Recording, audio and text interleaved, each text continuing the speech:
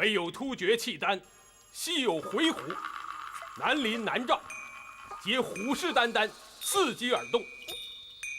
如裴大人所言，盲目开工，必牵扯大量精壮劳力，动用大笔国库储备，等于给了蛮人趁虚而入，犯我边关的绝佳机会。臣以为，如今当务之急，因为加紧扩军，壮我军威，长我大唐志气。待边疆真正稳定，4海之内唯我独尊之时，方可考虑赈救内灾。安将与赈灾孰轻孰重，请圣上明察。将军所言自有其道理，然而攘外必先安内，此为屡试不爽的古训真理。不错，大唐边疆诚如将军所言，尚欠安稳。可试想，关中大旱已近3年，如继续纵容，臣敢断言，不出1年，关中皆病夫也。而到那时，一旦蛮族入侵，不用说什么老弱病残，即使是青春少年，也无复击之力。丞相将军以何遥军？此其一。其二，大旱3年来，从国库调出的赈灾粮草已不计其数，劳民伤财。还未出村，便已奄奄一息，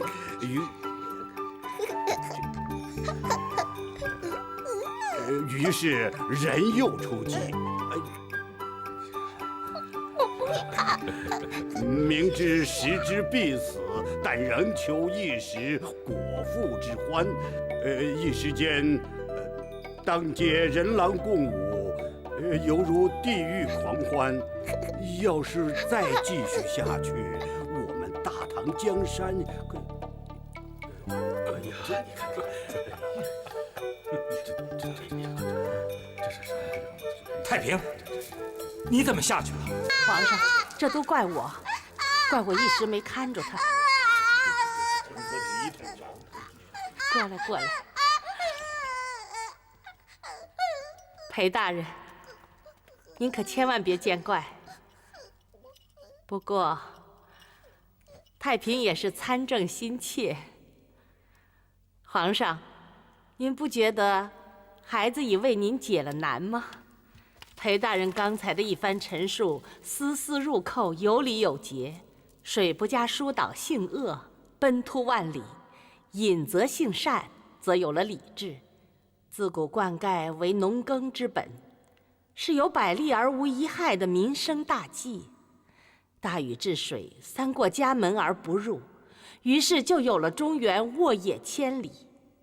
我想，光靠祈雨是不行的。这大概是神给予圣上的启示。改道黄河，引水入田，这可是造福子孙后代的空前壮举啊！臣妾以为，圣上因舍小利而取大义。诚请陛下三思。请皇上三思。横行关中3年的大旱，就被我用当朝的一泡尿，奇妙而轻易地解决了。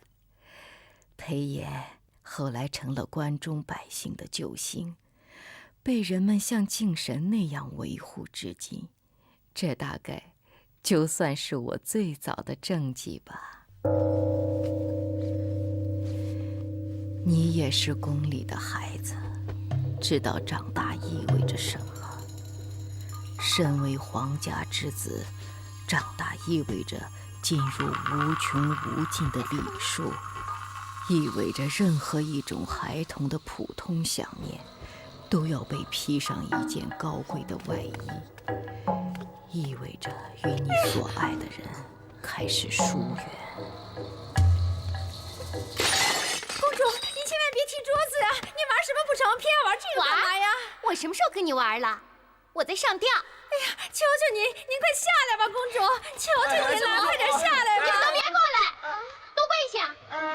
是公主，跪下！你也跪下。是。你们都不准过来。是。你们就看着我上吊。我要死了。公主，公主，春妈妈，别来了。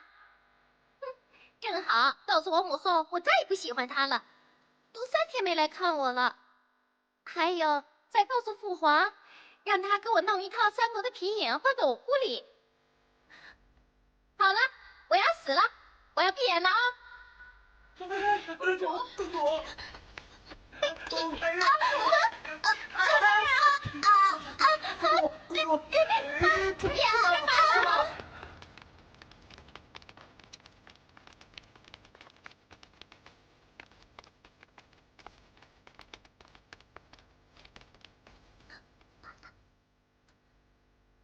看来他是真想死，那我就成全了他。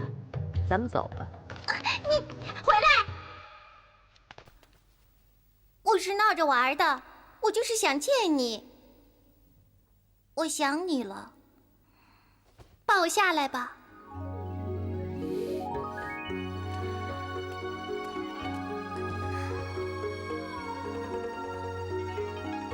妈妈，我只不过想你。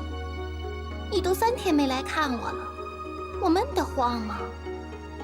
那你也不能拿死来吓唬人。你看，把春妈妈都快吓死了。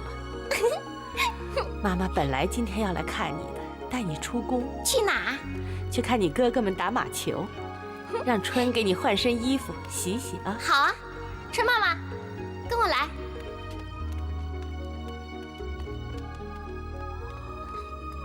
你们都起来吧，刚才吓着你们了。快走啊，春妈妈！都给我跪下！从今往后，把太平身边所有的绳子、剪子以及各种利器派专人看管。再出现这样令人丧气的闪失，即使是玩笑，我也饶不了你们。听清了？遵旨。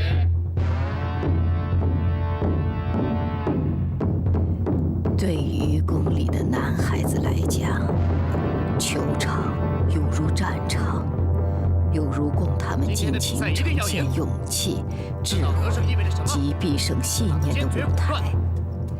他们知道看台上一双双眼睛正狡诈地洞察着自己一切优良的潜质，知道自己未来的飞黄腾达很可能就始于眼下球场上的一次凯旋。临阵轩辕。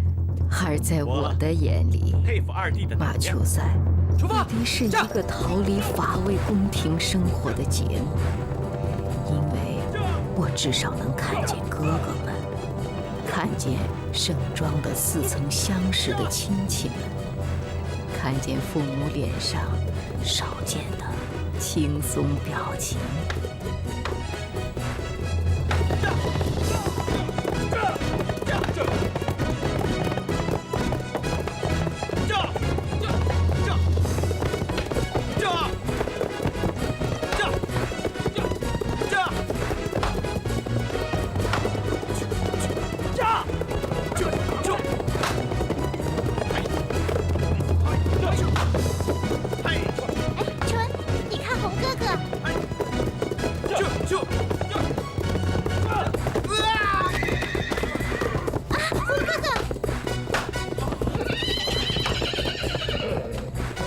大哥，快1-5胜6，还望恕我不敬之罪。来，大哥，扶着他起来吧。哼！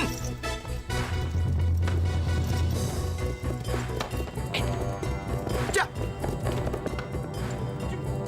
好孩子，有志气。王福胜，臣在。告诉御医，一会儿给他看看，别伤着筋骨。遵旨。哄着孩子，倒是沉稳豁达，不过有时候略显得畏手畏脚。胜败攸关时，也总是瞻前顾后。他刚才明明能把球击出去的。这种性格难堪大任，持重有余，而果敢不足。相反，我倒更喜欢贤，常有铤而走险、出奇制胜的胆略，一副鱼死网破、不达目的誓不罢休的大丈夫气概。大唐就需要如此豪气冲天的少年。是啊，贤的举止风范，很像当年的父皇。福生啊，臣在。去把先王的那只龙骨球杆拿来。遵旨。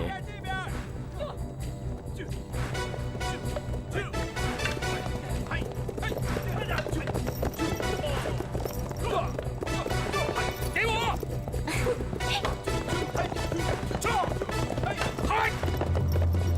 打得好！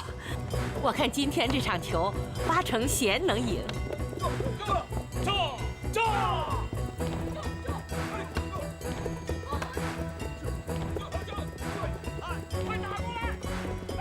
皇上，忠为庶族，废书立嫡，名正言顺。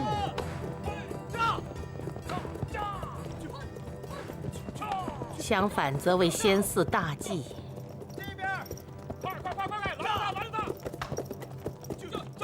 废李太子虽为国事，但更是李家家事。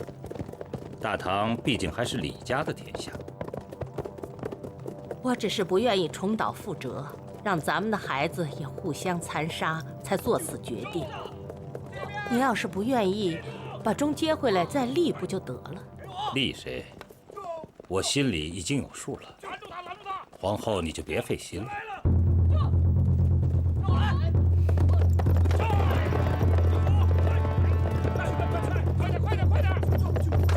就拿显说吧，虽略显愚笨，但兴许是大智若愚。其实这个孩子单纯性善，又没什么是非之心。将来给他娶一个像你一样精明过人的媳妇儿，我李唐香火没准儿会越烧越旺。你说呢，皇后？皇上如果真的是心意已定，那我就乐得远离这是非。不管皇上立谁，都是我的孩子，做母亲的都高兴。不过恳请皇上切记，肃立为上，免得以后祸起萧墙。太平，春。红哥哥，红哥哥赢了！红哥哥赢了！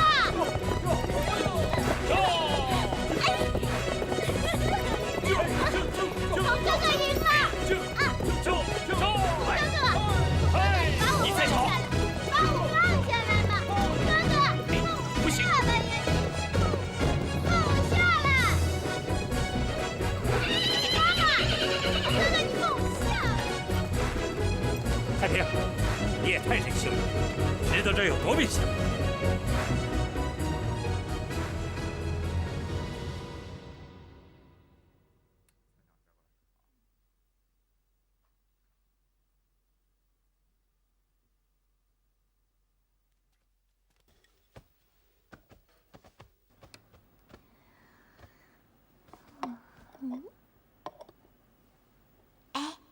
薇姐姐，今天怎么了？好像他们都不高兴啊。你不知道啊？什么？钟哥哥被废了太子位，今天早上被逐出了宫。太子位？这就是太子位，在凌烟阁中，只有太子才能坐在上面。太子就是以后的皇上。哦，我说这2天钟哥哥一直板着脸，原来他当不了皇帝呀。哎，那他当不了，谁当啊？听说上官老师今天要宣旨立新的太子，我想8成是让贤哥哥当。你看他最近多得意，昨天打马球还赢了红。我不喜欢让贤哥哥当，贤哥哥整天凶巴巴的，谁都看不起的样子。哎，我想让蛋哥哥当，他一定是个好皇帝。哎，你看，红哥哥今天从进来就坐在那儿一直看书，他一句话都没说。哎，我们去看看。好啊。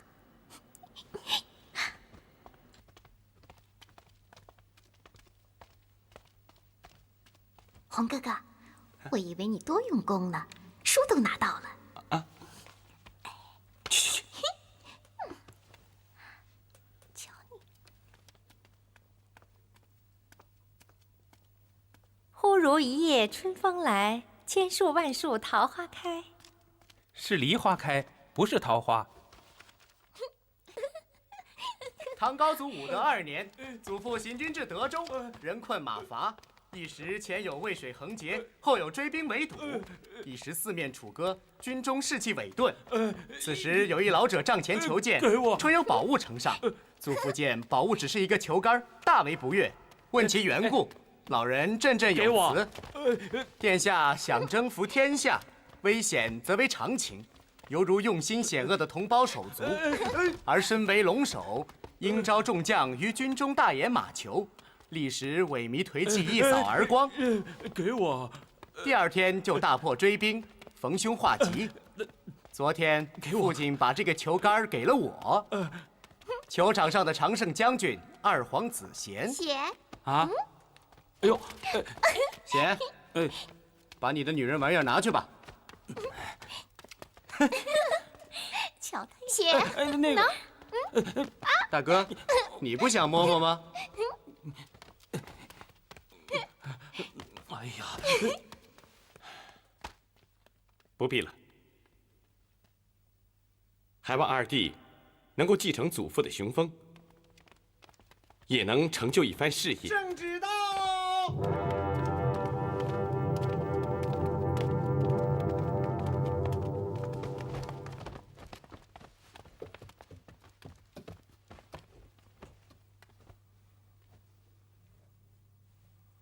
念吧。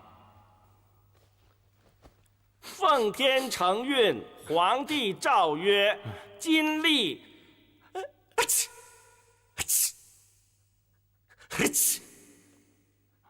今立。大人，我闻不了这香的味儿啊。贤。今立。今立皇子弘为大唐太子，代王李弘，地居茂清，才为明哲，志信仁孝，书智慧和，好礼无倦，强学不济。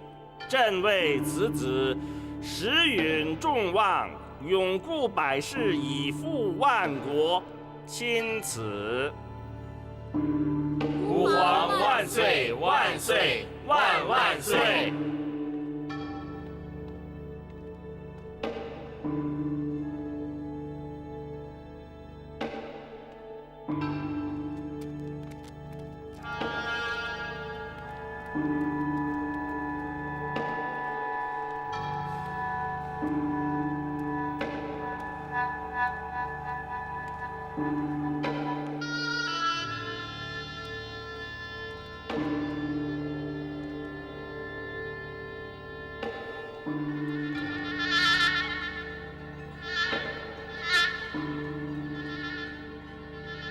就请太子入位吧。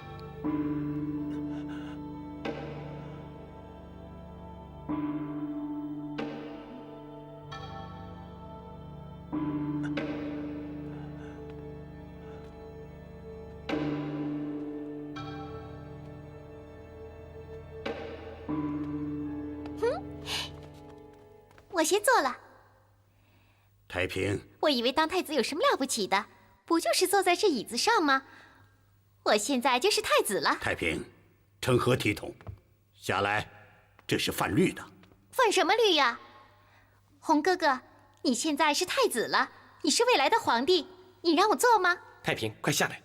太子没有你想象的那么简单。有什么难的？我就没有见过你做过什么很难的事情。你不懂，我会给你慢慢解释的。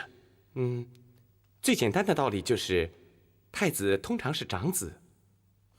那你是长子吗？钟哥哥就比你大，那为什么废了钟哥哥呢？钟兄非母后所生。再说，钟兄他……那蛋是母后亲生，我要让蛋做。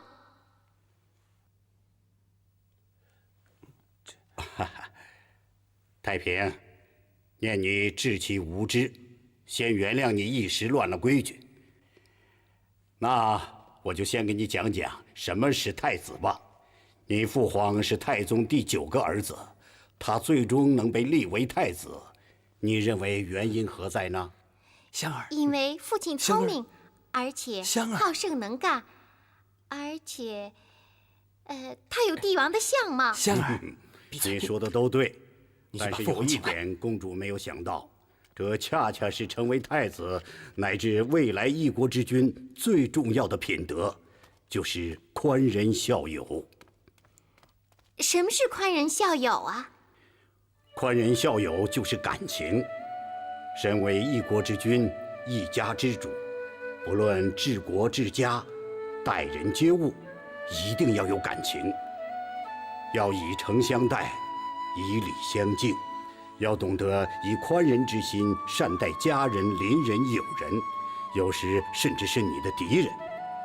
这看似浑浊，然而却坚如磐石，胜过任何利器。唯有如此，身为家长，才能得到子女真诚的拥护；身为国君，才能取得民心，得到子民衷心的爱戴和拥护。我想，圣上立弘为太子，正是看中了他宽和仁义的心境。那既然弘哥哥如此宽容厚道，那就让我在这儿坐1天吧，就1天。不要说1天，1个时辰都不成。记住，你们都是皇家子弟，是天之骄子，不是寻常百姓人家的孩子。你们的一言一行、一举一动，都应代表着皇家的风采，都应成为大唐无数子民的典范。对你们来讲，长大成人就意味着兴家耀国的责任，意味着为百姓谋福创利的义务。如果把大唐比作舟，则皇室就应该成为航行的舵手；皇室兴旺，则国运腾达；皇室和睦，则举国安宁。对你们来讲，你们的命运是上苍注定，肩上背负着大唐的无尽福祉，肩负着李家的万世光荣。你们的德性，就是大唐的品格，而你们一时的疏忽任性，很可能就成为举国的灾难。昔日秦穆公好赌，则举国赌风日盛，务必成灾；燕昭王好斗，则乡野血雨腥风，匹夫横行。因此，你们要时刻观望自己的心智，反省自己的教养，牢记自己尊贵而骄傲的身份。我喜欢上官如今，喜欢他那颗硕大浑圆的头颅，这仅仅是成为一代明君漫长仿佛寄存着人世间的一切道理。君主龙位，只在咫就在那一天，不遥远。我似乎开始隐约意识到，作为一个帝国公主的激动，以及与之相伴的艰难。最深刻的仇恨。太平，你下来。目无尊长，怎么一点规矩也不懂啊？你知道你在做什么吗？这是太子位，尊贵如龙椅，不是随便什么人都可以做的。下去罚背100遍女则，否则不许回宫。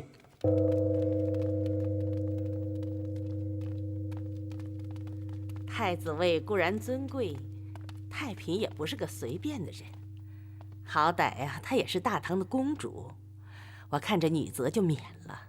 如果皇上真要让她长规矩，可以用别的法子。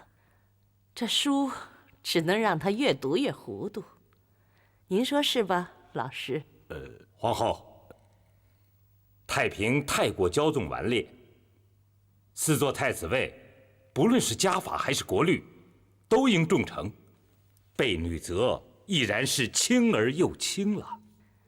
这法律规矩都是人定的，不破不立。这宫里有不少规矩都沉如腐骨。太子既然立了，旨也宣了，就没必要记在孩子们头上。就拿这太子位来说，好端端的非在孩子们中间显个势力，我倒觉着有点哗众取宠。太平，你为什么喜欢这椅子？它颜色好看。那就让皇上赐旨再做一把。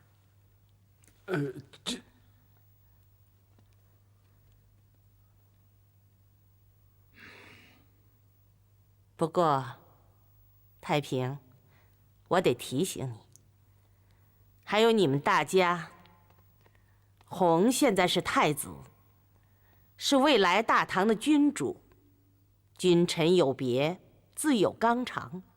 你们兄弟要牢牢记住这一点，要尊重他，尽量辅佐他，帮助他成为一个真正英明的人。你们明白了？明白了。明白了。皇上，您认为呢？福生，臣在。既然公主喜欢明皇，那就抓紧做一把，省得她惦记。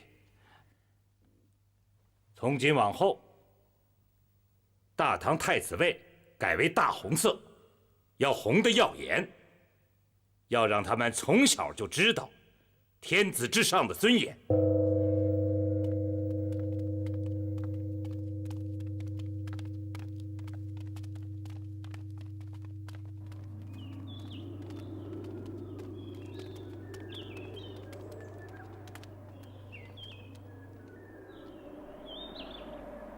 这牡丹园里怎么种了那么多蔷薇？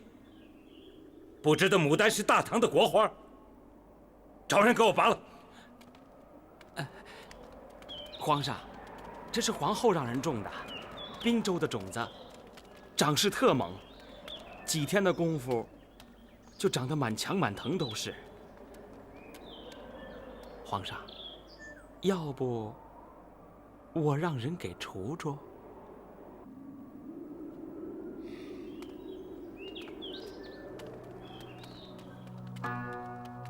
太平，这是什么？一根银针。谁用银针呢？他们，宫女太监们。他们用银针做什么？缝衣织被，供我们使用。那我们穿上他们缝的衣，盖上他们织的被，做什么？做公主，做皇上，做皇后，做皇子啊。那皇上做什么？皇后又做什么？皇上管理国家，皇后辅佐皇上打理后宫，皇子嘛，皇子念书，准备将来当皇帝。说得不错。你看，这宫里有几千人，各有各的事情做，各有各的规矩可循。宫女不能做太监的事，太监不能做大臣们的事，大臣们永远不能代替皇上宣圣旨。这就像一座塔，皇上坐在最顶上，地位最高，然后按照身份地位依次往下，这座塔就越来越大。皇帝坐在顶上就更安全，更稳固。每一个人都有他固定的位置，长势也就有了一定的方向。一层长歪了，塔就会不稳，就要塌。所以宫里才会立了许多的规矩，每个人都要按照规矩行事。那我在塔的第几层啊？你是公主，皇上高贵的女儿，仅次于皇上的一层，下面还有许多层，成千的眼睛都眼巴巴地望着你。可是你今天就太没规矩，所以皇上今天很生气。我今天依了你，让他们给你做了椅子，下一次我可是不依你了。从现在开始，你每天都要给我认100个针眼儿，明白了？我不，你说这是他们要守的规矩，我是住在第2层，我不用守他们的规矩。你是公主，但同时你也是女孩子呀。女孩子要有女孩子的规矩，就像你红哥哥他是太子，他还是要去马厩驯马呀。就像是男孩子，他理应谙熟其术；就像女孩子，理应心灵手巧，气平心和。你现在就太不像个女孩子，浮躁莽撞，所以我才要你认真眼儿，要你先做女孩子，再做公主。主事。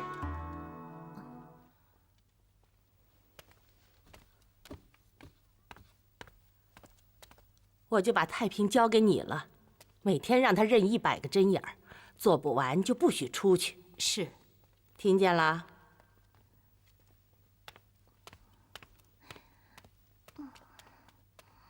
母后，母后！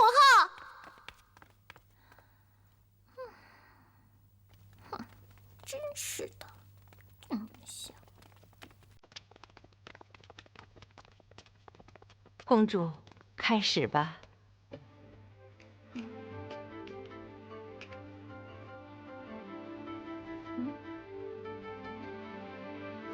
剑呢？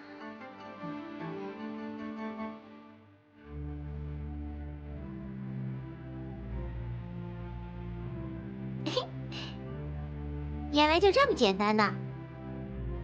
再拿1根针给我。线。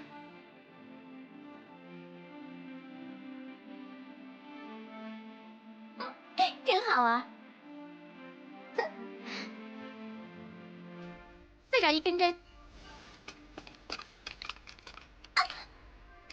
你们都干嘛呢？公主手扎破了，先休息一会儿吧。那好吧，我先休息了。不过，皇后交代你们的事儿，你们可一定要完成。你20个，你30个，是，你40个，你是主管就认10个吧。是。今天下午吃饭之前一定要完成，否则皇后生气了，把你们全斩了。是。慢慢认吧，我走了。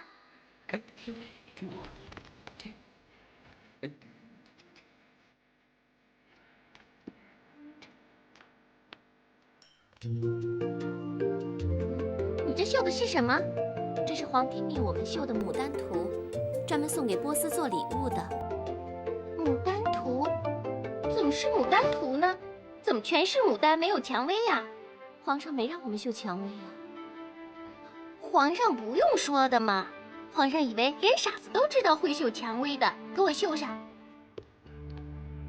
公主，要不然先请示一下皇上。不用请示，我是公主，当然有权利替皇上管理后宫。这么一点小事儿我都做不了主吗？哼！皇上设立了男女尊贵卑贱，就是要让他们自己明白自己的身份，不至于逾越了法度。这一点你们要给我牢牢的记住。你是侍女，就要听我的吩咐；我是公主，就有权吩咐你们，知道吗？是。好了，你们都给我绣上吧，不要再惹我生气了。我走了。想当年，父皇与贵国缔交穆邦，算来已历经数十载。我记得贵国第1位来使就在此殿觐见的父皇。当时我还是个孩子，光阴流水似箭，现今我也是一国之主了。所幸的是，和贵国的情谊还能够完好如初，而且越来越好。这真是你我两国子民的幸事啊！不知道当年父皇赐予的牡丹花种，在贵国长势如何呀？长势甚好。如今在我国晋源已成邦成市，花开时红灿灿的一片，着实赏心悦目。哦，我这里备了一份薄礼，想请您献给贵国陛下。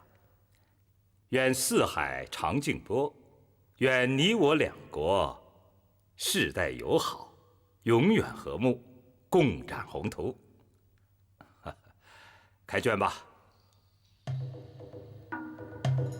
牡丹花雍容华贵，风韵迷人，开花时香极千里，象征着我大唐国运昌盛，风情万种，蔷薇，当然了，牡丹，蔷薇，蔷薇，牡丹，相映成趣，和和天作。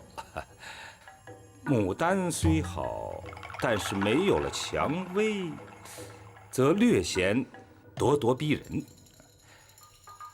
可是没有了牡丹，这蔷薇至多是墙头上神情暗淡的野草，长势再好，也难成大器。多谢陛下，我回去一定转达圣上，也在牡丹园四周种上蔷薇。这牡丹蔷薇真是天作之合，比肩而立，果真多了一份形情并茂的华韵。陛下真是才智过人。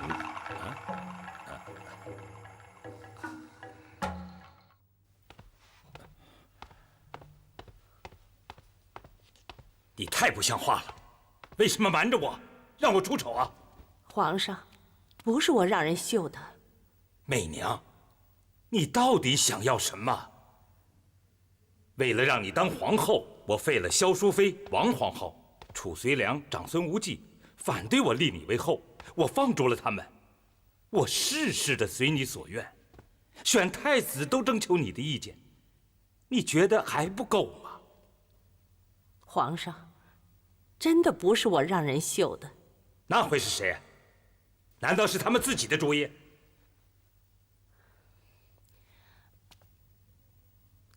是太平的意思。你进来吧。是。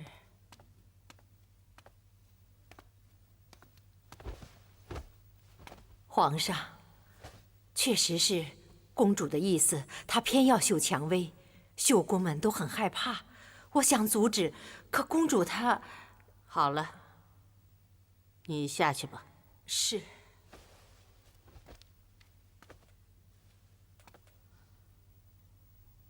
皇上，太平管教无方，确实是我的过错。不过事情已经发生了，又何必续增烦恼？国花这种东西毕竟是一种虚名，用什么做礼仪象征，也不过是凭先人的一时喜好罢了。太平管教无方，这是有目共睹。有你这样任意娇惯的母亲，她做出什么样出格的事，我都不会奇怪。至于国花，那只是一种虚名吗？这要看你怎么讲了。对于天下的百姓，这国花却是上天的旨意，是国运更替的国服，神圣无比。你可知道，多少乱臣贼子在这上面做文章？这太平亏了是公主，否则连性命都难保。这简直是胡闹！明天你去向众臣们解释吧。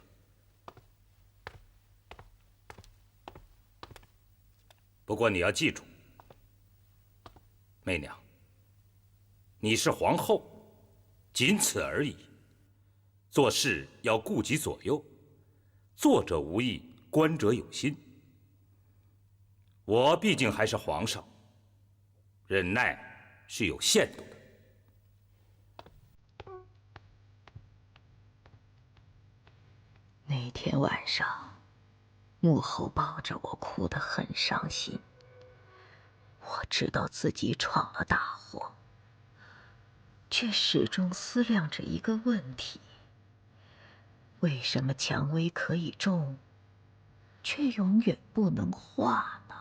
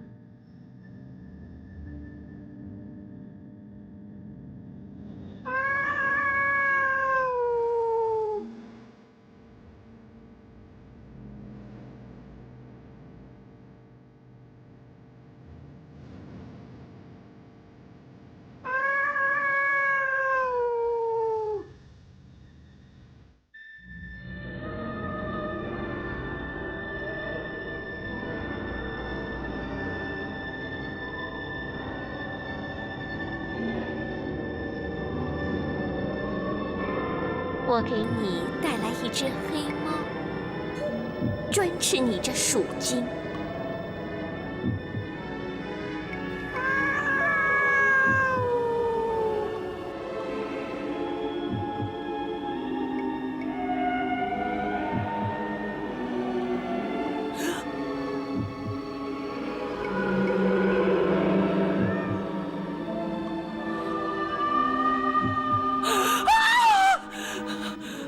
不知为什么，小鼠妃，猫是母亲最恐惧的动物。自从母亲被立为皇后，猫也就在宫里绝了踪迹。这条不成文的忌讳，直到你奶奶仙逝那年才被解禁。母亲常说，猫的目光贪婪阴险，却长着一副笑脸，牙齿犀利尖刻，却长着一嘴迷惑人的成扇胡须。点灯，把院子里的灯都点亮。疼死我了！皇上，用手巾敷一敷吧。滚！疼死我了，都给我滚啊！皇上，如果太疼了，我的头，您就喊出来。要不，您抓住我的手。疼死我了！再使点劲儿。哎呀，没事儿的，只要管事就行了。哎呀，哎呀，太平，妈妈刚才做了个噩梦。什么噩梦啊？我梦见一只黑猫，长得凶凶的，吓死我了。猫有什么可梦见的？我白天都看见过。什么？在哪儿？在哪儿看见的？告诉我，你快告诉我！在凌烟阁后的宫墙上，韦姐姐也看见了。什么颜色的？黑的。后来呢？后来她去哪儿了？后来让神策军乱箭给射死了，射得满身都是，像刺猬一样的。妈，猫那么小，又伤不了你，你怕什么呀？没什么。妈最近总是很怕，心慌慌的。没什么，睡吧，啊。您到底怕什么呀？太平，我和父皇，你更喜欢谁呀？我两个都喜欢。有一天，如果父皇把我废了，你是跟我，还是留在父皇身边？什么是废了呀？废了，就是不要我了，我就再也不是皇后了。不可能的，父亲不可能那么做的。你不是说过我们住在塔顶，我们紧挨着父亲的一层吗？你要是走了，父皇不就摔下来了？父皇不会那么傻的。对呀，我要是走了，皇上就会摔下来，摔得很惨。我怎么能走呢？对呀，我不能走啊。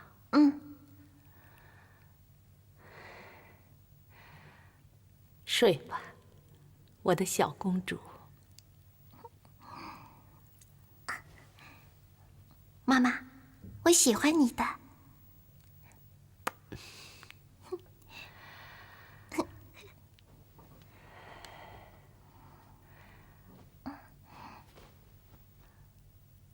在这宫里，只有我们两个女人。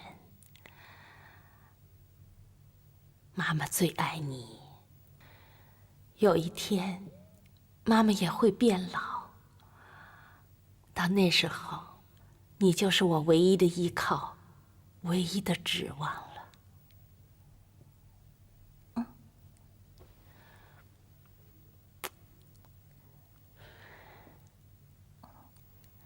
睡了啊？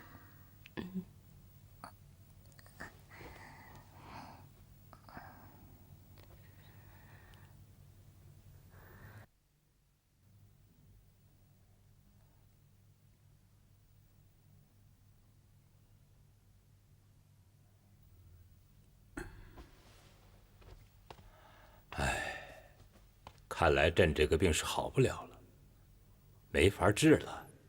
皇上，您说的严重了。怎么？此病并非顽疾，并不是没有治愈的可能。依臣悬疑多年的经验，您最近头疼欲裂，原因恐怕不是这么简单呐。这恶疾自古可分为3种，一是机理不调，病变内生，如脏脾之病；二是流毒外病。别绕来绕去的，有话直说。这第3种恶疾并非天力，却是人为呀。难道有人投毒害朕？比投毒害您还要险恶，阴毒1000倍呀！是干涉天命，亵渎神明，是出卖灵魂，以身试鬼。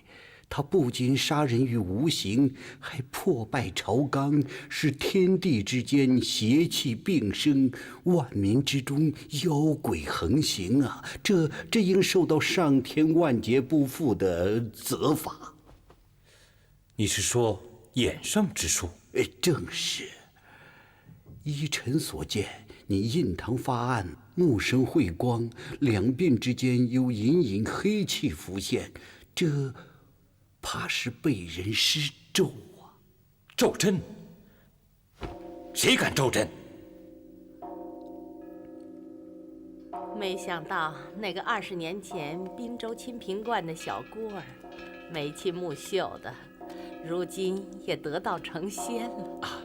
得道成仙不敢讲，但20年潜心读经，耳听目染，的确长见了不少，粗略知些事理。我是喝仙叶河水长大的，血里蕴藏的是滨州的秉性。记得当年，就是全真道长送我入的宫。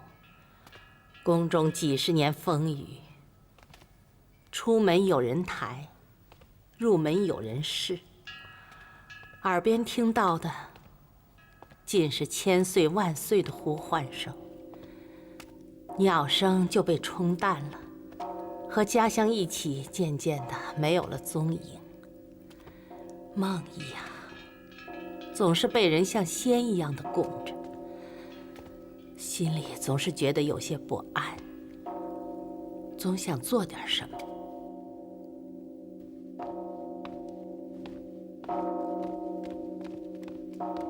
皇上，几位老臣求见。臣有以密折相奏。奏折？明天呈不行吗？二圣临朝，朝堂上不是事事都能讲的。这么严重？臣主张立即废后，事不宜迟，以防江山旁落。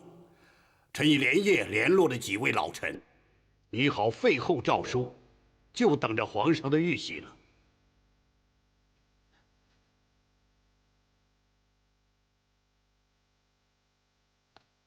福上，皇上，这儿用不着你们了，下去吧。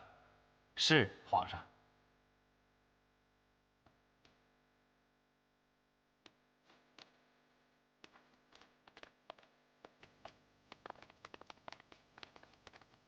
福上，怎么回事啊？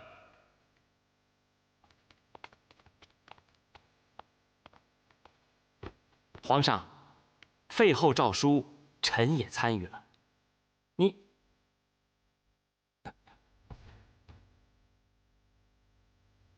你们这是开什么玩笑？这20多年来的所作所为，不知道是否对得起道长的一番语重心长，是否对得起大唐子民的心思指望？谁呀？进来。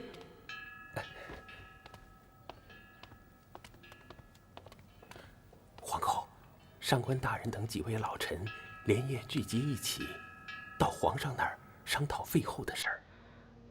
知道了，下去吧。是。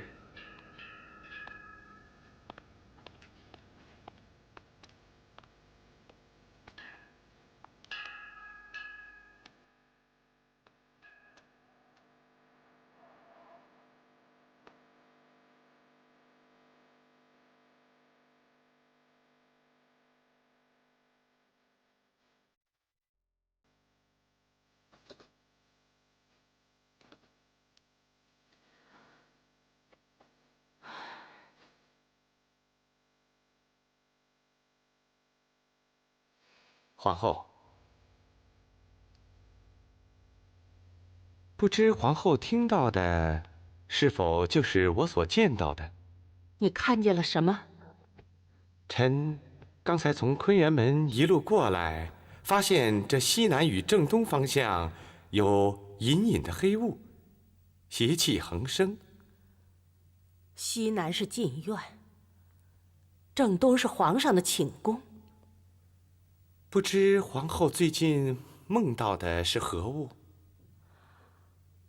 最近，我总梦见一只黑猫，面相顽恶，虎视眈眈。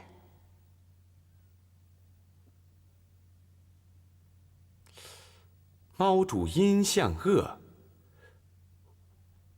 我说，怎么刚才看见黑雾中会有极阴寒的戾气传出呢？这是孽障的阴魂不散，借天地清明、诸神疏忽之际来为祸后宫。禁院里的确关着2个罪人，有些邪毒戾气也在所难免。可是正东是皇上的寝宫，怎么也会有邪气呢？这就不好讲了。不知皇上最近有什么新添的宠妃？最近，我姐姐的女儿贺兰正与皇上打得火热。你的意思是？自古妖媚惑主，不过我看皇后的阳气甚旺，一两个妖祟狐媚扰不了您的睡眠。您噩梦缠身是有旁的原因。是不是有小人向皇上进谗言？这是朝纲大事，不是我们出家修行之人可妄作断言的。不过现在却有些举止怪异、来历不明之人在京城中出没，他们散布谬语，流传歌谣，有损皇后的清明。现在天下都盛赞您的恩泽，自然就有好事之徒乘机邀宠，还有别有用心的人因势利导，诽谤您窥视皇位。皇后博古通今，必定比我还清楚功高震主的危险。功高震主？我从未想过裴氏建功，仅仅是尽心尽职地在履行一个为人之妻、为国之后的义务，这有什么错？怎么会有那么一批居心叵测的人无事生非？难怪公主在白天也会看见有猫。原来这是有人主使的。我一心向主，还是逃不出磨难。早知如此，不如就此回家过我的清闲淡泊日子，活得倒也清白安逸。皇后这就错了，您这样做正合了奸臣的心意。而天下哪有君子屈服于小人的道理？皇后试想，小人何以战胜君子？凭的就是利用君子纠缠于志气、淡泊于功利的谦谦心意。所以一句诽谤，一个谎言，往往能轻易地毁掉一个君子，也能轻易地成就一个小人得志的浑浊的时代。臣以为，不仅要心正志纯，还要寸土必争。对于皇后您，个人名誉事小，社稷利益、百姓福祉为大。臣恳请皇后审时度势，切忌感情用事。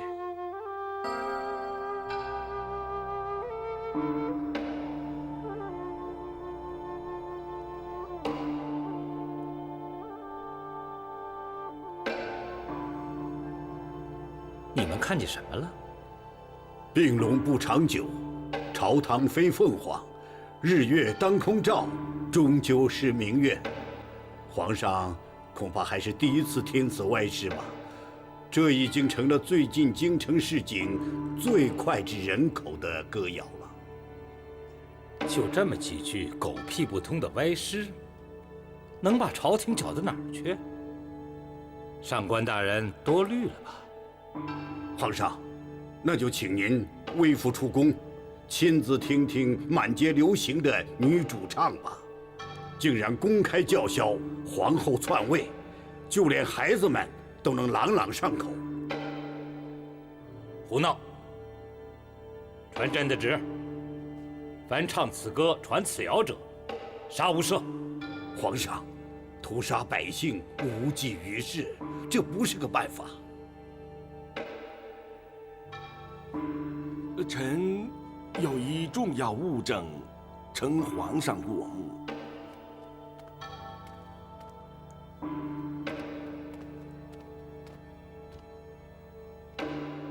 皇上请看，此绢帕纹理细腻，经纬称米字交叉，是内务府专递后宫的上等羽纱。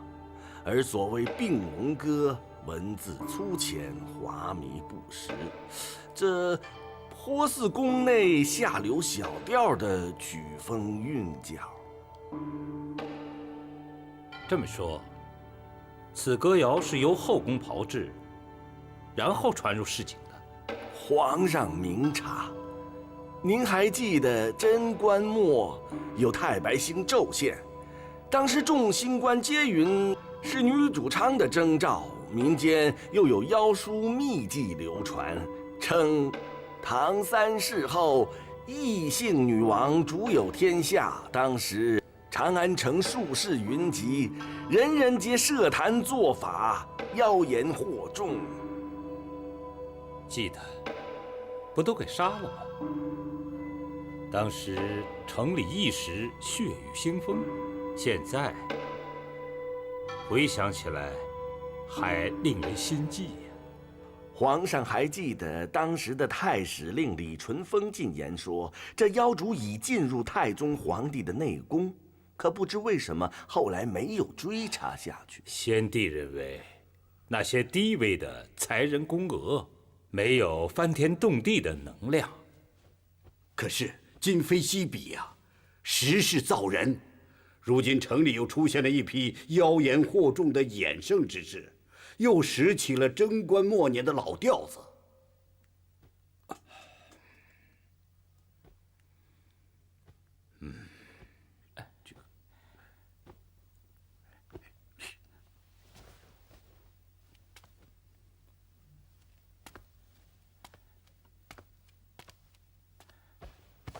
皇上，最近皇后那儿来了位道士，神神秘秘的，连贴身的宫女太监都不得近身。您看，媚娘啊，媚娘，你究竟要朕怎么样？皇上，您看是查呀，还是？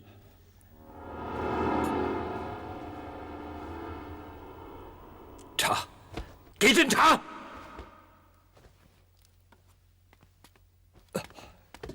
朕的头疼病最系思虑，这么多年的血亲相残，让朕实在是心情枯叶。你们要体谅朕的心思。这件事就交给你们了。王子犯法与庶民同罪，该怎么样就怎么样吧。皇上还是痛下决断的好啊，否则臣下们更加为难呐。等等，皇上，您的意思我们全都领会了，一定不会辜负您对我们的信任。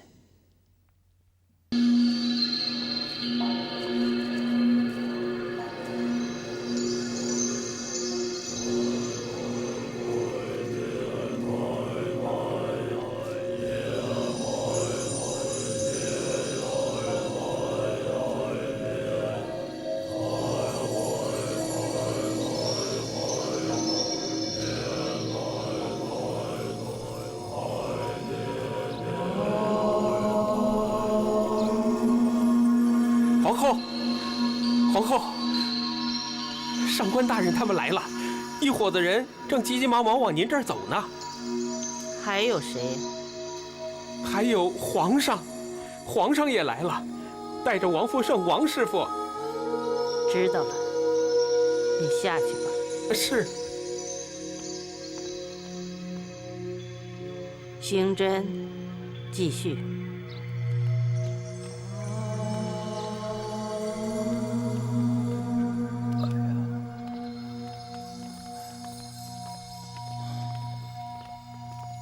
皇上，头又疼了，有点儿。现在是什么年？麟德元年。麟德元年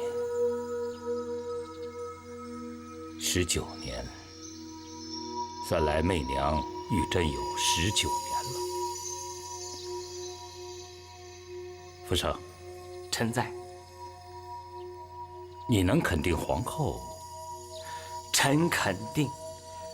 当断不断，疑患无穷。皇上，去晚了，恐怕那个道士就要溜了。走吧。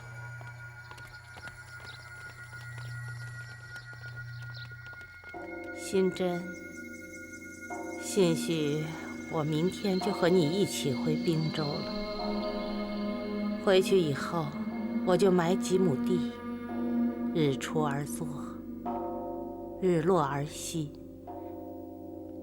就住在观里，粗茶淡饭，潜心读经。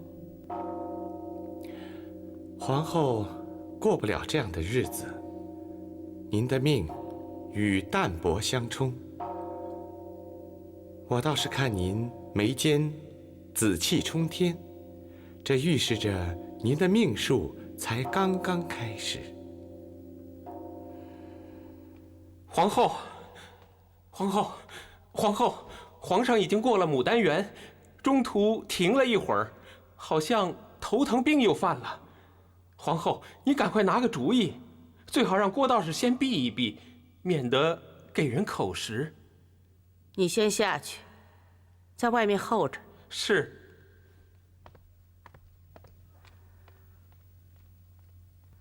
新珍，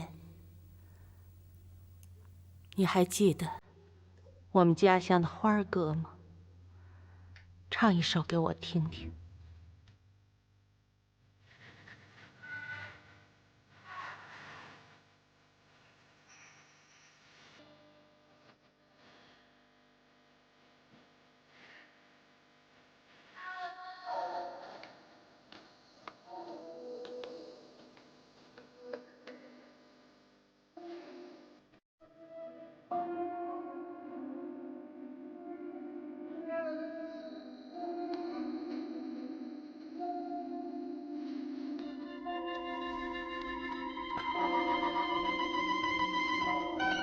皇上，贫道郭行真叩见皇上。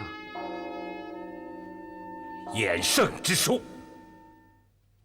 贞观末年，长安城内妖气纵横，数十集结，借祈福占卜的名义大行不义，纷纷设坛做法，搅得民心恍惚，民智顿结。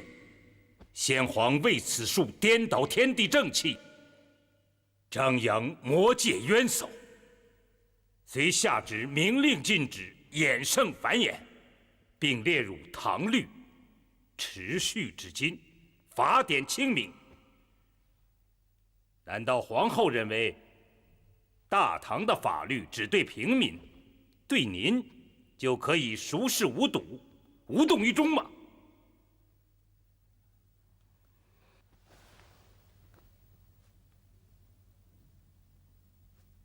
皇上想废我，随手可拈来种种理由，干嘛非得给我捏造罪名？皇上，您忘了，我曾经跟您提过清平观那个叫郭贤珍的孤儿吗？就是他，如今已长大成人。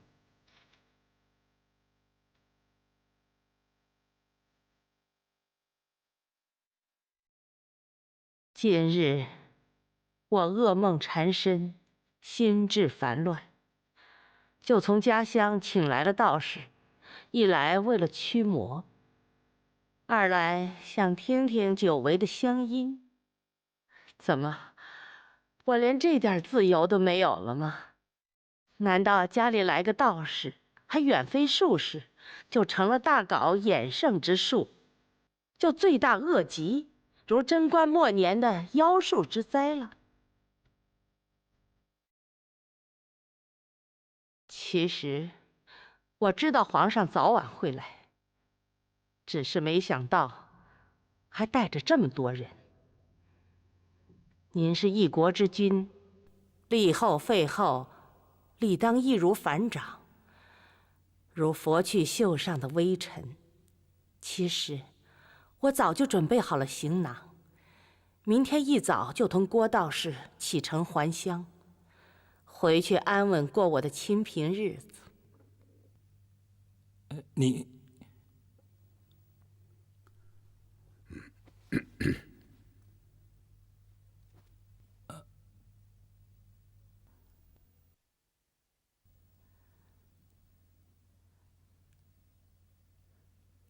上官大人一向慈眉善目，怎么今天也竖起了眉头？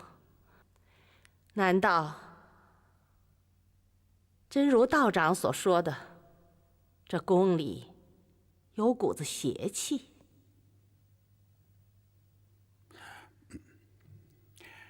立后废后，并不像皇后说的那么简单。这虽为皇上家事，但也关系着社稷利益。皇后是否知道，最近流行于长安市井的歌谣啊？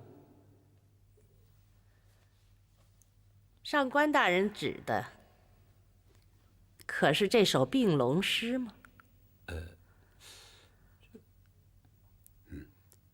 如果大人非要把废后扯为国事，要为我出宫找个罪名，那我就不得不理论，省得我出了宫还留个骂名。王福胜，臣在。我平日待你如何？皇后向来待我不薄，这是有目共睹的。那你为何以冤相报，以仇相答？皇后，我不明白您的意思。不明白？德顺，在。你进来。是。皇上，皇后。你把实话说给皇上和上官大人听。是。皇上，这诗是师傅差人写的，后来流传出宫，满世界都是了。写诗的人也是个太监，师傅把他给送出宫了，再也没有见过他。王福胜，这是真的吗？王福胜，你这不可能！皇上，恕罪啊！皇上，饶了王福胜吧！皇上，皇上，皇上，饶了我吧！把他拉出去！皇上恕罪啊！皇上，皇上，恕罪啊！皇上，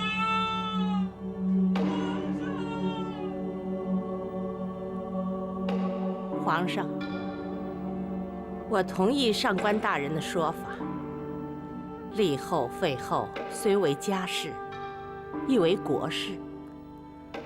皇上毕竟是天子之身，婚丧嫁娶也就不能儿戏相对。我是不是一个称职的皇后，自己不敢断言，标准在皇上那儿。不过，我唯一敢断言的是，毕竟我正在为做一个称职的皇后而努力。如果我的意见与皇上相左，甚至相冲，我虽为皇妻，也是朝中之臣，论纲议政是我的责任，也是一个称职皇后的责任。如果皇上想借此让我从此以后对朝政缄口不谈，那我可做不到，也不符合我的秉性。那就请皇上现在就废了我。算来，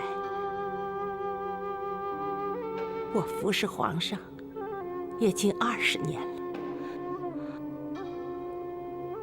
现在怎么走了，于心不甘。媚娘，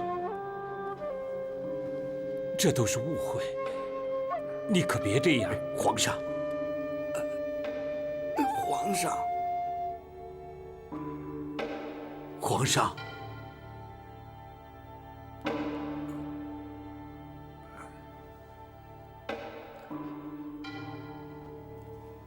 上官大人手里拿的是什么？没什么，最近新做的一篇文章而已，不足挂齿。早就听说上官大人学富五车，思如泉涌，是当朝少有的儒雅才子。太平也经常在我面前夸赞您讲课博古通今，妙趣横生。早就想见识见识您的飞扬文采，今天可算有了机会，您可否赏个面子，让我也能领略拜读一下您的大作？皇上，皇上，皇上！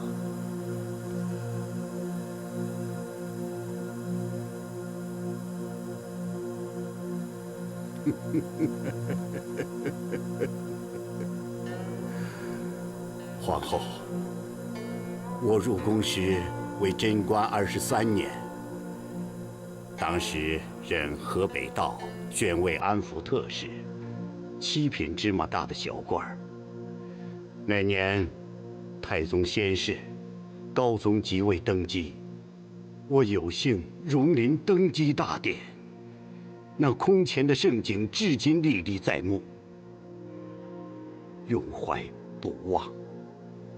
我还清晰地记得当时3呼万岁的心情，觉得生于如此辉煌的时代，自当殚精竭虑，忠君为国，以报答圣主知遇之恩。几十年来，我在关海之中一帆风顺，仕途畅通，有福无尘。正如皇后所言，得益于学富五车，思如泉涌，方能始终博得皇上垂顾，视我为主公之臣。如今朝纲紊乱，社稷垂危，我等上司奏折亦在力挽狂澜，拨乱反正。唉，可惜力不从心，功败罪臣。我这一生很少佩服过什么人，但是我佩服您，皇后。您是天下最成熟、最阴险的野心家，是李兴王朝最危险的敌人。您正要取李氏而代之，这也许是天意，天意呀！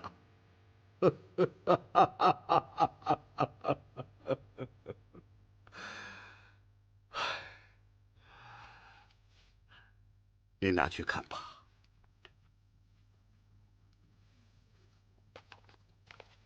上官大人果真出口成章，只是最后一句还欠斟酌。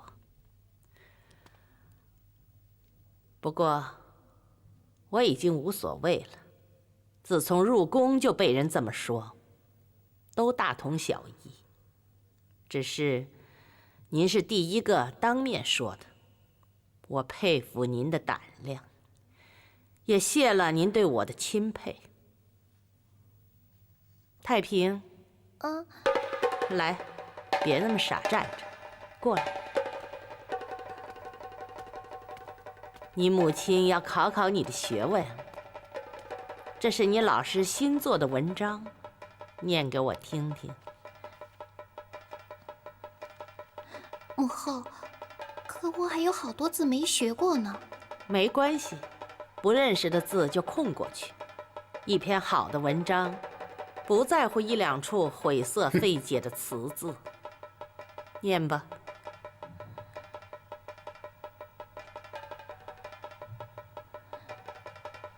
诏书：皇后武则天出身微寒低贱，本是商家之女，全无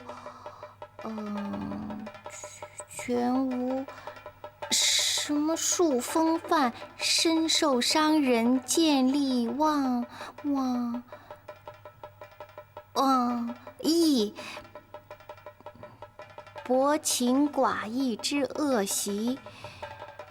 贞观末入宫侍奉先帝，胡绣偏能媚主，巧言极善攻谗。先帝英明，四处产什么根，致使无数妖。什么人间伏诛，野心勃然。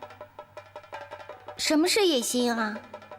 野心就是想篡权。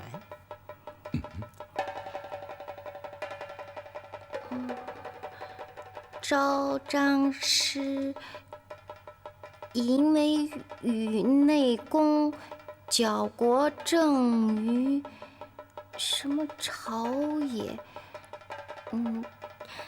致使朝纲混乱。什么是朝纲混乱啊？就是国家不太平。哦，人心思变。别再念了。皇上，让他念吧。念吧。念呢？为临朝武士，性非温顺，地时寒微，眼秀什么魅惑主，尽什么邪弊，残害忠良，杀什么屠凶，弑君什么什么。母亲，我不认识了。那就念最后一句吧。神人之所同济，天地之所不容。朕为此书，痛定思痛，忍痛割爱，废后乐天。母后，父皇他真的要废你啊？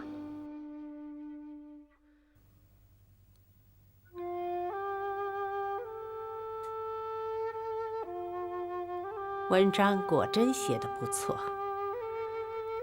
不愧为一代文豪，说得辛辣刺骨，意犹未尽。看来上官大人有点恨我了。哼！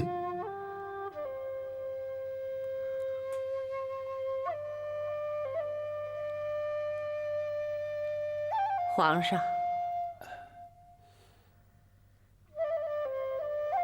皇上，您是明天上朝再宣旨呢，还是这会儿就算是宣了？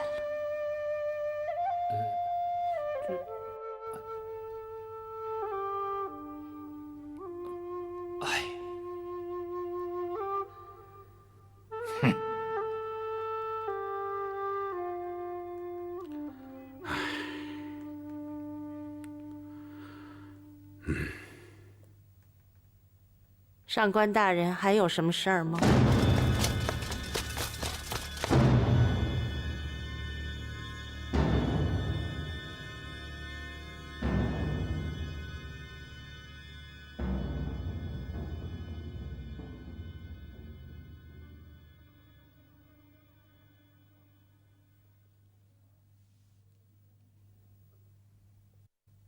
你们怎么都不说话呀？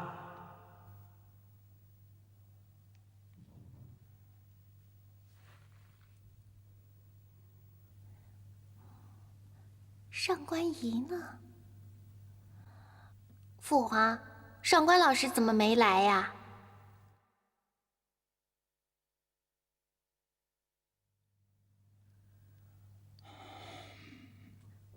父皇，上官老师今天怎么没来上朝？是不是病了？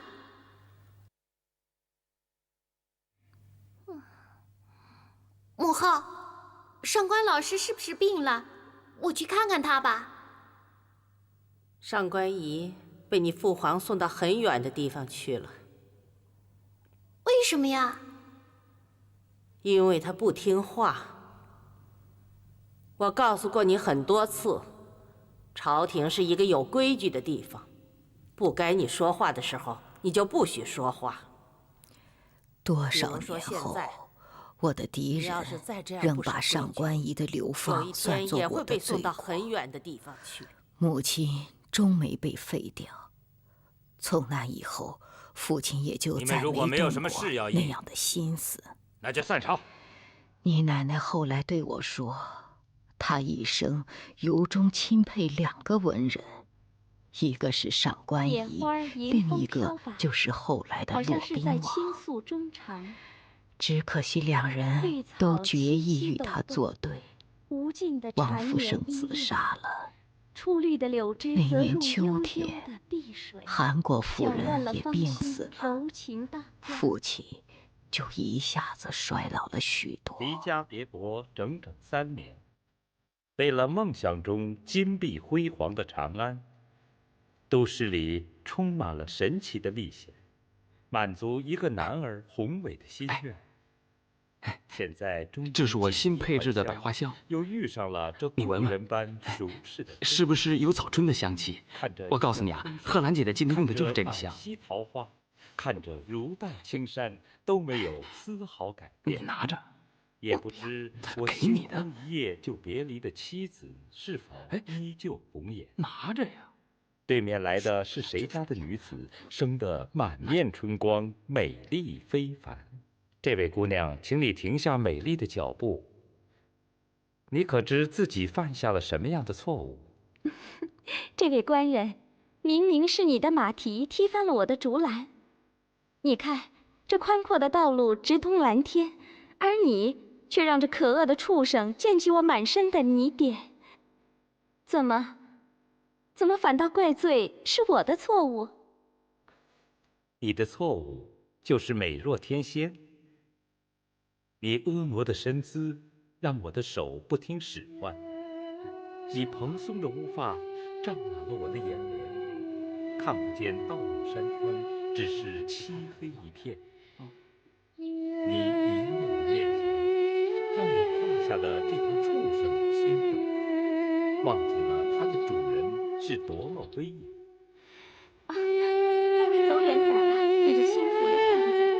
你可知你调戏的是怎样一个多情的女子？她为了只见过一面的丈夫，已经虚掷3年，把几个青春都抛入无尽的苦海，把少女柔情都交给了夜夜空梦。快走远点吧，你这邪恶的使臣！当空虚与幽怨已经把她击倒，你就想为堕落再加一把刀，把她的贞洁彻底打翻。你这样做，不怕遭到上天的报应吗？上天只报应觊觎的蠢人。我已连遭了3年的报应。为了有名无实的妻子，为了虚妄的利禄功名，看你这满目春光，看着比春光还要柔媚千倍的姑娘。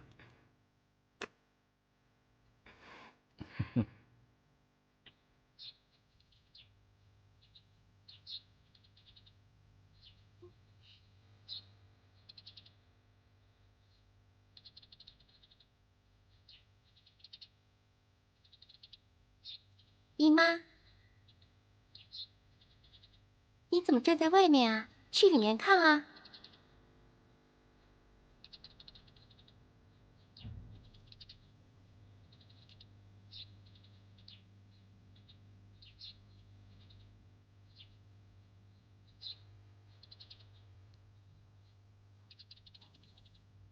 想起长安3年的凄风苦雨，恰如在地狱深渊里爬行，看野花缠绕，看野蝶双双追逐，只为了领取我当时那点点并不明白，韩国夫人为什么看到父皇和贺兰姐姐演戏不高兴。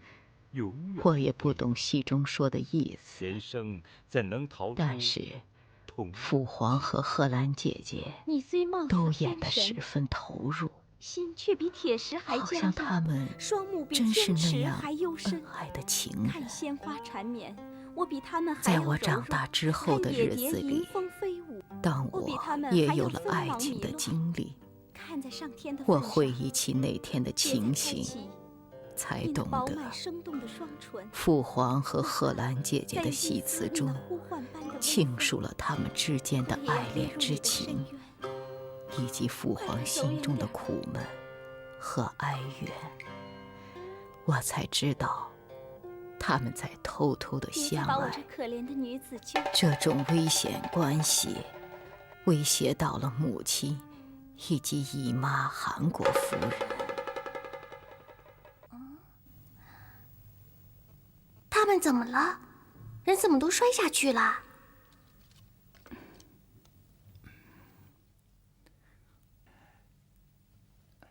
随我走吧。走。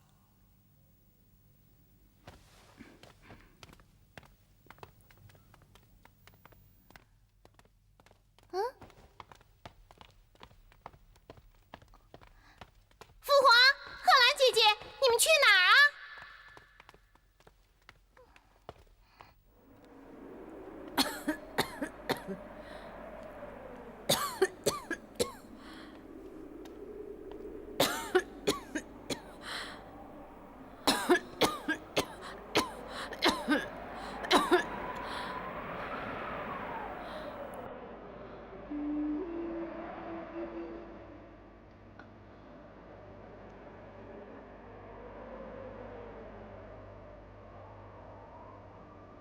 昨夜，贺兰伺候的还好吗？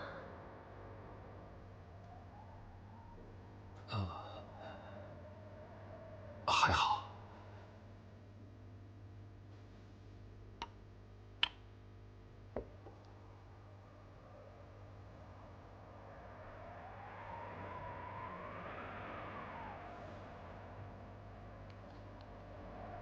能得到皇上的宠幸，是贺兰修来的福分。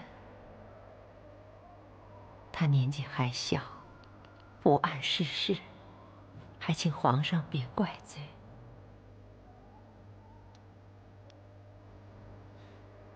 自从正德2年入宫，算来也有10年了。10年来，承蒙皇上爱护，臣妾自是感激不尽。现在看来，我被皇上左右的时间已经不多了。你别胡思乱想，你只不过是偶尔风寒，静养几日，应无大恙。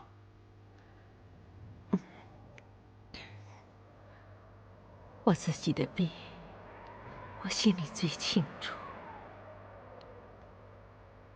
您就别再宽慰我了。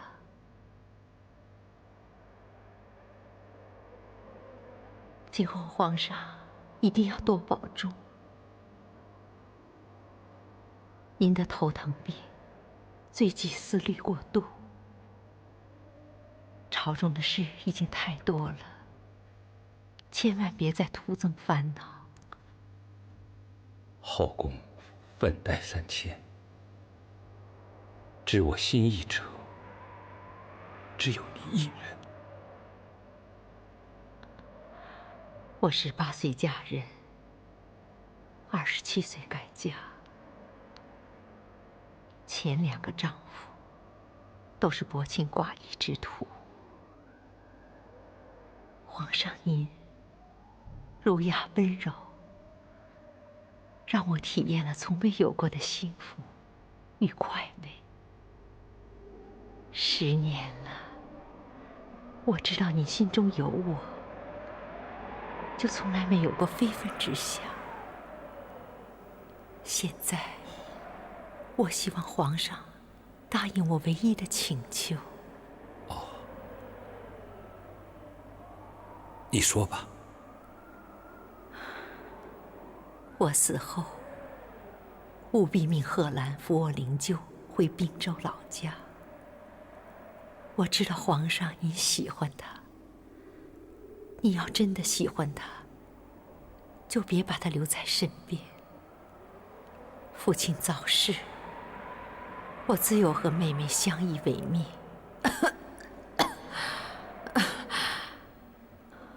他的心情，没有人比我更清楚。我现在时日不多，有些话不得不说了。媚娘自幼争强好胜，又城府极深。记得小时候，父亲送我一瓶玫瑰香精，妹妹知道了，哭了整整1夜。第2天，我把香精给她，她说：“姐姐的心爱之物，妹妹不能要。”我们相持不下，最后她说：“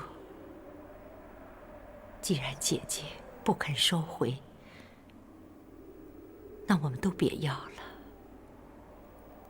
她竟然把香精打得粉碎。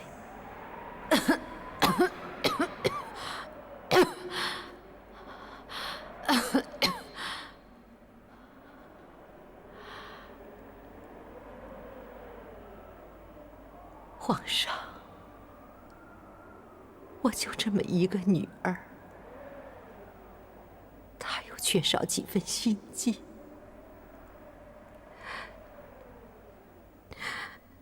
这些年来，承蒙皇上宠幸，我想妹妹她不会不知道，她是个极其聪明的人，一切都在她的眼中。我想，她对您也是一片忠心，对我也是非常忍让的。她为皇上日理万机，不论后宫朝野，事事都为皇上分忧解难，满朝上下无人不服。说来也很不容易。就他的性格，是不会容忍我们的。媚娘的心思，有时候真让人猜不透。我真不敢设想，一旦我不在，会有什么事情发生。皇上，你要是真喜欢贺兰，千万不要让萧淑妃的惨剧降临在贺兰身上。你也太多虑了，我一定会把贺兰照顾好的。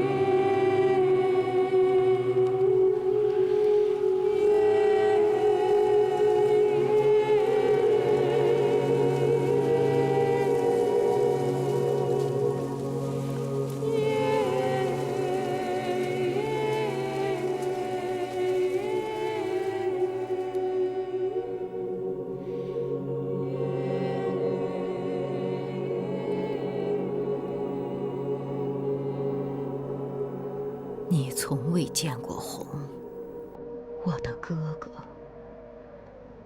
他是那样一种男人，活得隆重而典雅，并且时刻都在动员一切热情，来呈现一个帝国太子所应有的骄傲与风采。然而，不知为什么，我却似乎永远在担心他会突然失声痛哭。红是悲伤的，他内心荡漾着一种与生俱来的类似秋水般深刻的孤独。我们很少再见面，但我很想他。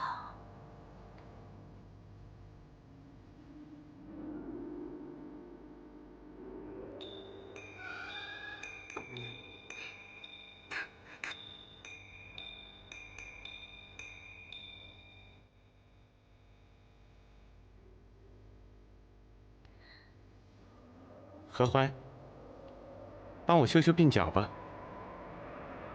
前天才剪过，今天就长这么长了，而且长得没什么规矩，像荒草一样。的确长得没规矩，但也不至于像荒草啊。我还没那么老。他们像小夫妻似的，长得没什么规矩，像荒草一样。小心他们听见。合欢怎么老是缠着红哥哥？当然了，他是娈童。什么是娈童？娈童你都不知道啊？你告诉我嘛，你自己去问问吧。我不去。我去，你去嘛！谁？谁在那儿？太平，是你吗？出来吧，我都看见你了。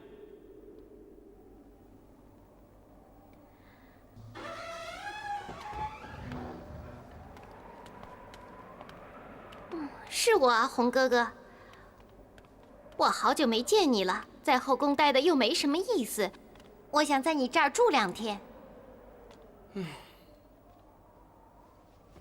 你呀，你净出怪点子，来看我就看我吧，还偷偷摸摸的，像个小鬼似的。哎，对了，母后知道吗？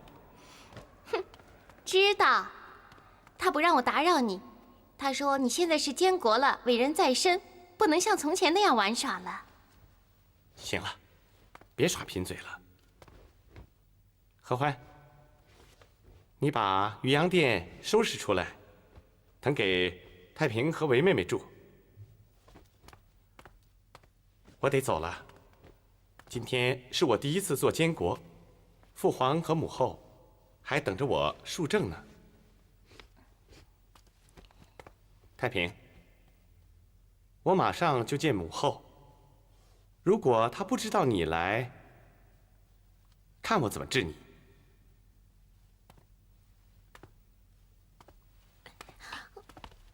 快去呀，快点，快去呀，快去！红哥哥，等一会儿。有事吗？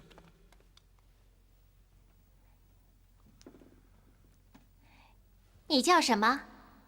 合欢。我和太平来东宫，皇后其实不知道。不过，你千万别说是我告诉你的，反正你要见皇后，早晚会知道的。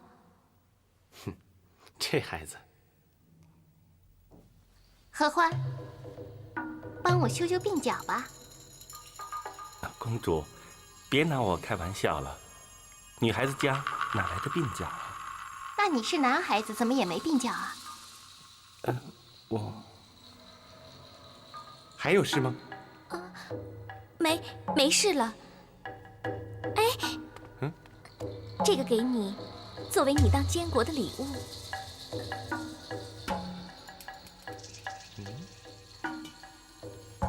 韦妹妹，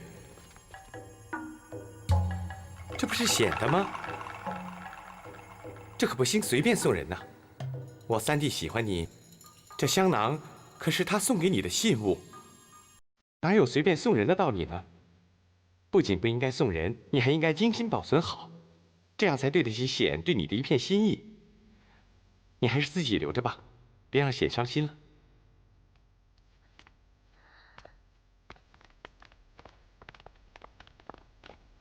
给我看看这梳子。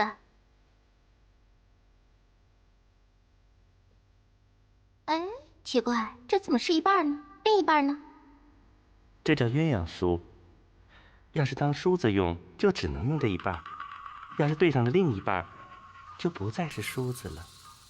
那对上了会是什么？那对上了就……怎么了？啊，红哥哥没要你的礼物吧？我早就猜着了，你把显的礼物送给红，不是明摆着告诉他你正跟显要好吗？你到底是男的还是女的？